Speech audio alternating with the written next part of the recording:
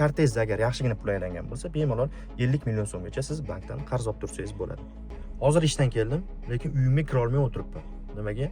Yaqin og'aynim telefon qildi-da, o'rtoq hozir ketyapman, birga ovqat qilib, nimadir qilib o'tiraylik deb aytdi. Lekin uyda hech nima yo'q. Hozir nimadir olishim kerak. Magazinning oldida turibman. Nima qilsam bo'ladi?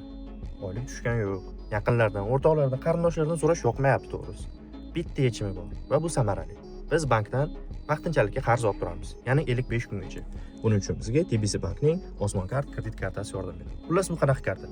Sizda hech qanaqa ish haqqi yo'q, kafil yo'q, rasmiy ish joyi yo'q, lekin TBC bank sizga ishonib qarz beradi. Ya'ni TBC bank ilovasiga kirasiz, kredit kartalar bo'limiga kirib, kartangizning pul aylanmasini ko'rsatasiz bo'ldi. Kartangizning pul aylanmasidan kelib chiqib sizga limit tasdiqlanadi va limit tasdiqlangandan so'ng sizga shu karta ko'rinishida qo'lingizga yetkazib beriladi va siz bemalol karzinka, magazin, apteka, zapravka xohlagan joyingizda bemalol ishlatib yuraverasiz. Faqat bitta narsani e'tiborga oling, 55 kungacha xaridlar uchun ishlatgan pulingizni qaytarib qo'yishingiz kerak. 55 kundan keyin qaytarsangiz ham bo'ladi, faqat o'sha ishlatgan pulingizga 55 kundan keyin foiz yozish boshlanadi. Shuning uchun 55 kun ichida qaytarib qo'yib, yana ishlatib, yana qaytarib qo'yib, shunaqa bemalol imtiyozli davrni yo'qotmasdan ishlatib yursangiz, bu sizga juda ham qulaylik yaratadi. Bitta ishlatib ko'ring, o'zi sizga qanchalik kerakligini bilib olasiz. Olish ham unaqa qiyin emas. Hammasi bepul.